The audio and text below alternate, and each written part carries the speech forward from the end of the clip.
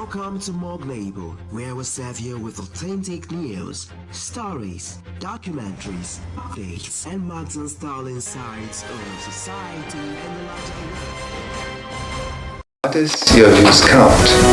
Hello, thank you for joining us on the very first episode of Voices and Views Global Lens Show, a space where voices share perspectives on issues shaping our world. I am your host, Hassan Salu, and today we're exploring a topic that is literally changing classrooms across the globe, which is artificial intelligence in education. Joining me here in the studio is Tawfiq Muhammad, a student journalist from the Faculty of Communication, to discuss this. Now, is AI the new best friend of student or a silent enemy of real learning? Mr. Tawfiq, thank you for joining us. Thank you very much for having me here. If I ask you to define artificial intelligence in your own word, what would you have to say? Artificial intelligence has been defined severally. There's no unified definition for artificial intelligence. But artificial intelligence is actually a computer program that is designed to respond and work as if the way human intelligence works. But this one is artificial because it's not human, hence the word artificial. Because intelligence is actually used for only human before. But in trying to computerize how humans think and how humans perform tasks, that is when they come up with a software called artificial intelligence. So they multitask and then they will be able to respond to all your tasks that you give to them and trying to conceptualize the way you want them to respond to your queries. Now, Mr. Tawfiq, do you think AI is smarter than student, or students are smarter in how they use AI? That's a very nice question. If you take a look at artificial intelligence and how it works, as I said, we are the one that program the artificial intelligence. Yes. And I cannot say that something that you produce can be better than you. But if you check this machine, we're actually the one that will use them. We cannot allow them to use us. The only problem we have is that we are the one that discover this and then also produce it. And then the students are now using it. And you know the wrong approach to something usually used to cause a lot of problems. Like, let me bring one scenario. Like, if you check, drugs are meant to what? Cure illness. But wrong use of drug, we what? Drug abuse. We cause another problem. That's actually the issue here. So I cannot just give you a direct answer that artificial intelligence is better than some students, or some students are better than. So it goes two ways. Some students are better than artificial intelligence, while some students allow artificial intelligence to be better than them. Hence, because there are some subject matters that if a lecturer or a teacher give a student any assignments to do, if they do the assignments, the problem is that they'll just give the query to AI. And AI always indicates that I might make a mistake. But what they just do, they'll just copy paste, go and print it and submit it to the lecturer. This actually used to cause a lot of problems. In this case, you can say that artificial intelligence are intelligent than some students that use artificial intelligence in this way. Now, for better understanding of what AI really means in education, as a student in your daily academic life, where have you seen or tried or used AI? I mean, for example, have you tried ChatGPT, Grammarly, or Google Translate for assignment? Have you done that before? Oh yes, I have used all these softwares, ChatGPT, even there is one called Gemini. I have used all this, and I'll tell you today that AI has come to stay. The only thing that can be done is for us to have a policy that will guide it on how students should make use of it. We cannot eradicate it. It's an innovation that's helping. And what happened here is that artificial intelligence advantage supersedes disadvantage, and there is nothing in this world at all. And Hassan, believe you me, there's nothing in this world at all that has no advantage. Nothing. And in case of AI, its advantage supersedes disadvantage. Let me explain this here. Like, if you talk about assignment, I used to do assignment. I'll brainstorm, make my own research, and then after I compile, I'll proofread it with artificial intelligence. If you check it here now, I make use of artificial intelligence because sometimes this is grammatical error. English is our second language in as well as Africa. English is our second language. So I use it to proofread. In terms of translation, there are some documents that I want to consult in my field of study, and then maybe I'm not very good in Arabic. I can use artificial intelligence to translate the document in order to cite from those documents. So artificial intelligence is actually very, very good. I make use of them, but I did not allow artificial intelligence to make use of me. Now, talking about the benefits of AI in education, do you think AI helps students learn faster, or does it make them lazy?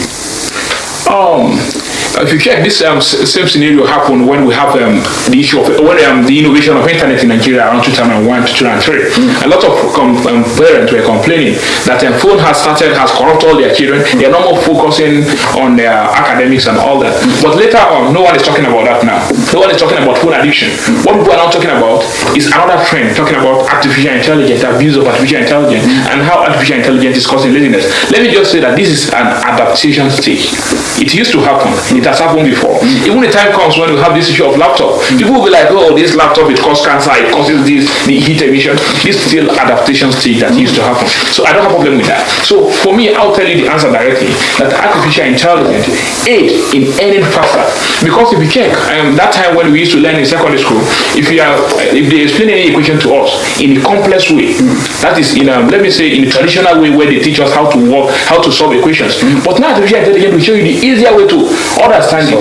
Why do you have to divide this by 2? Because some teachers back then in secondary school won't explain this to you. But artificial intelligence will try.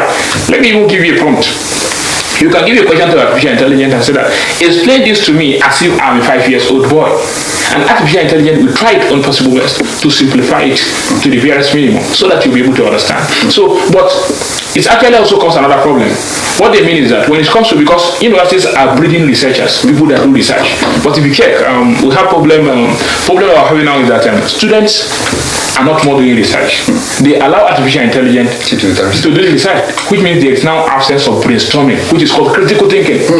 So now there is absence of these two. Now what are we now producing as a university graduates?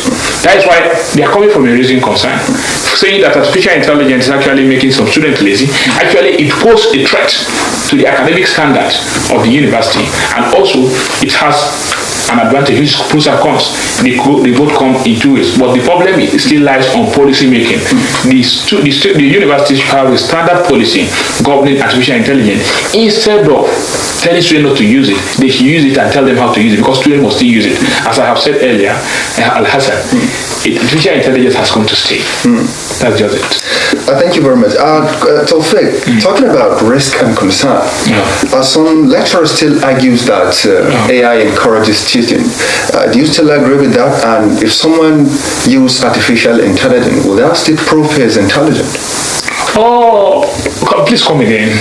I mean, some lecturers still argue that AI encourages cheating. Okay. And what's the stand on that? And if someone uses artificial intelligence, will that still prove he is intelligent? Oh yes. The problem we're having here is when it comes to the issue of artificial intelligence, promote cheating and all that. That is the issue of plagiarism that you're trying to talk about there. That is the issue of referencing, copyright, this thing, that way artificial intelligence will give you people's work without citation. Actually, it is true. It is true. The problem here is that artificial intelligence, as we all know, what I observe is that most students, apart from those that are in computer, that are studying computer and faculty of computing, apart from those, most students that are outside that faculty, like the faculty of communication, faculty of social science, they lack the knowledge of modus operandi of artificial intelligence. So artificial intelligence, how it works, I have to explain this better. Artificial intelligence, there is what they call data bank. So it is a database program. What they do is this: all the software that are online, all the web hosts, all of them were combined together, and then they loaded them on this website. So whenever you write a query for artificial intelligence, it starts searching all these documents to get the relevant information to give you a response. Which means artificial intelligence on its own, it can do nothing. I don't know if you understand. I understand. That is, if it is not there, it won't give you a perfect response. It will try to get it from the already existing data. So an unupdated artificial intelligence will likely give you a fake response. Like recently, I was asking ChatGPT, when did Buhari die? ChatGPT was telling me Buhari is still alive.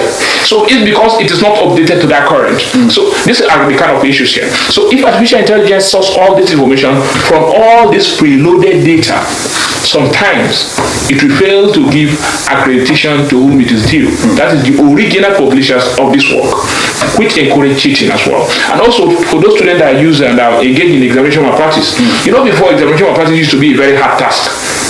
It used to be a very hard task because some students have to even write copies of notes on their lap, enter hall with a big book, and later they'll be caught. But now what they just need is a device. Once they have artificial intelligence, they'll copy the question on it, and then artificial intelligence will solve the question within 2 minutes.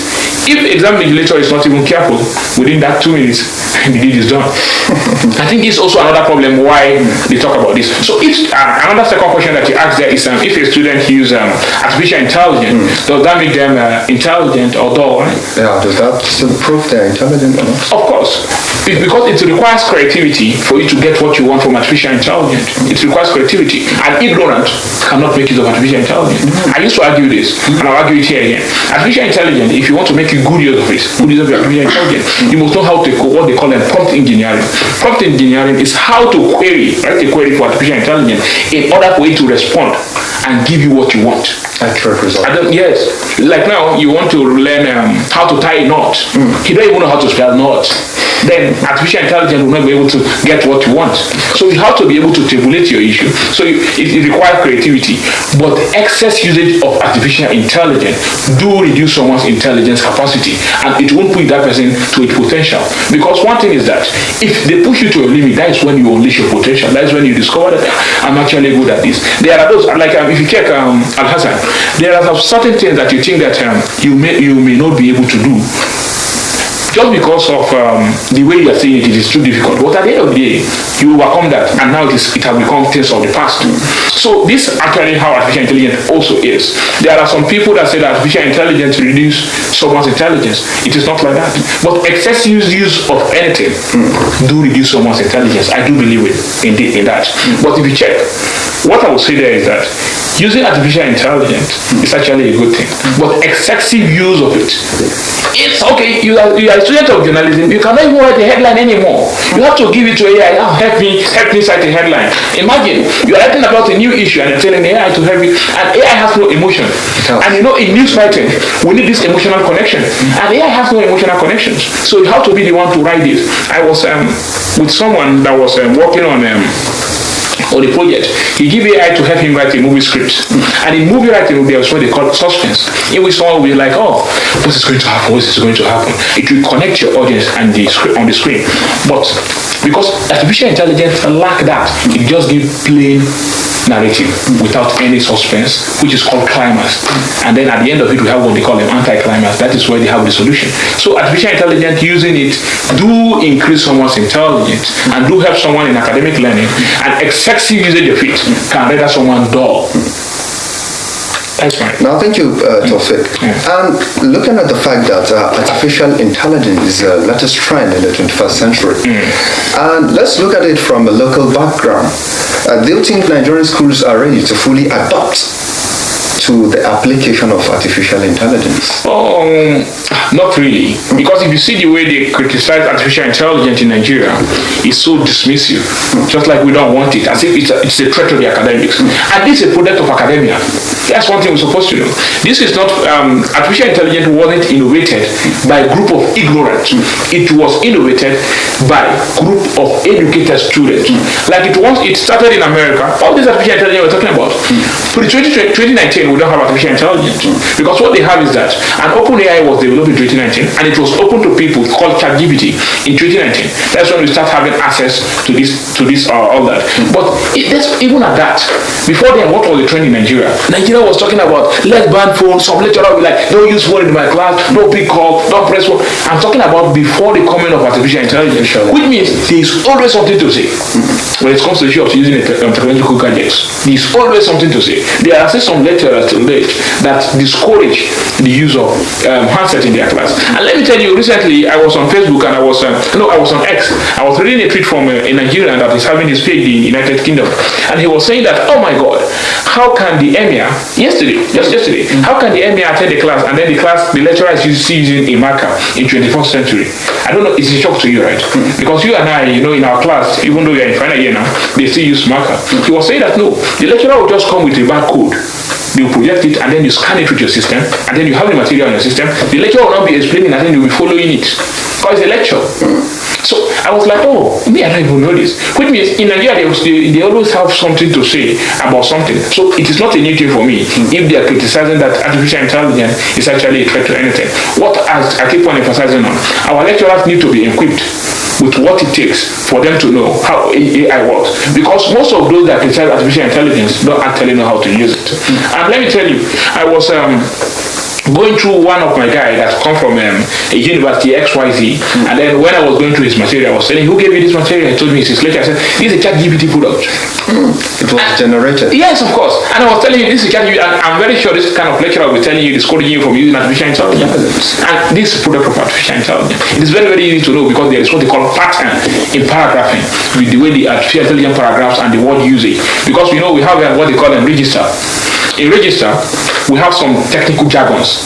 Like in journalism, we use the word beats, specialization, right? Yes. But in music, it means us sound. So in this aspect, I used to use it to detect some people's work. You can't be talking about politics. I'm using the word mechanism. You'll be using the word maybe you'll be talking about the organism. I'll be like, no. This is a term in chemistry or in biology. You cannot be using it here. So I was able to detect that. What I will say is that in order for us to have this, they should have a seminar in which those that build all this artificial intelligence will be there to explain to those lecturers on how artificial intelligence works. They have to know what it takes. Just like what used to happen in medicine. Whenever there is new disease, like during COVID-19, monkeypox, all that, they used to have what they call seminar, in which they will be taught, this is the new disease, this is what we are doing, this is what we are doing to mitigate the disease and all that. They should also have that. I'm very sure they used to have it. They used to make them to go on sabbatical. So I think they should have that, and then they should be educated on how artificial intelligence works. So that instead of discouraging students from using it, because you cannot tell me to stop using something because it is helping me, I won't stop it. I don't know if you are getting me, Al-Hassan. You can't tell me to stop using phone to call. Well, I know that instead of, why would I write a letter and post it through post office? It will take 4 days to reach my parent. Instead of just calling and then within 30 seconds, I speak with my mom or my dad. So you have to give me reason why I should stop using it. Since they don't have a strong reason, because their reason is that instead of they are trying to push students to pass through some certain stress, and AI is relieving it. So because of that, they should stop using it. That cannot be a discouragement. What I will tell them to do is that instead of telling students to stop using artificial intelligence, it should be regulated on how to use artificial intelligence. Just like how we are being taught how to use camera, instead of telling us to use hand to draw people's picture. Because there's also another technology on how to use camera. If not before, you'll be using hand to draw cartoon of people. But now, we have camera. So tell us how to use this artificial intelligence to understand that what you accept, how should we use it? Like there was a lecturer in our department, when he gave us an assignment, he said, of course, do the research by yourself, because if you use AI, I will know. But you can use AI to arrange all the work, to compile it, no problem. So this one now I know he has better understanding. That's why he's telling us how to make use of AI in his own work. This is what all what I want. But discouraging students from using it is always a no-no to me. Now, Mr. Tofik, let's round up. What challenges do you see students are facing here in Nigeria with the use of AI? There are a lot of challenges. Like even though ever since it has been many years now, over 2 decades, that we have internet in Nigeria, but still we still have what we call inadequate access to the internet, which was explained in the summit in WISEX that talk about the dilemma that we're facing. There are those that don't even have the finance to buy all these gadgets for them to connect to the internet. There are many youths today that if you give them phone, they cannot even access the internet. All they know what to do now is for them to just call. To them, it's just call. So there are those that if they have access to the internet and you do some certain things, they will see it as if it's a magic. Just like the way you see magicians and everything is wonderful to you and it's mysterious. So what I will say is that we have a lot of problems when it comes to, even before the use of artificial intelligence, there are those that don't have access to the internet and inadequate access to the internet as well. And also if you check, there is sometimes we just have network blackout. We don't have access to the internet for some hours, and later you see a message from all these network providers. Sorry, one of our feeders in this, that there's not any consequences for this. And also there is high price in data, in buying and having access to the data, and it is not all of us that can afford that. And I know it is a responsibility of the government to provide network for university students, but unfortunately that's not the case in Nigeria. So most of us we source for data for ourselves. Maybe your parents used to give you 10,000 naira monthly feeding, and then at the end of the day, if you calculate the money you spend on data, you spend almost 50% of the money. And even at that money will not be enough for you to cover this thing. So what I will say is that we have not just a problem about criticism that they have against artificial intelligence usage in Nigeria. That is, the system itself, the system structure in academics discourage the usage of artificial intelligence, which is actually one of the threats. Secondly, inadequate access to the internet. Unstable internet access is also another problem, because without internet you can make use of artificial intelligence. And also, if you also check, because of the academic environment, what I'm still saying is that most of the universities in Nigeria, and as far as the universities is concerned, we have a problem. The problem we have is that we are still using analog system, and the world has moved on.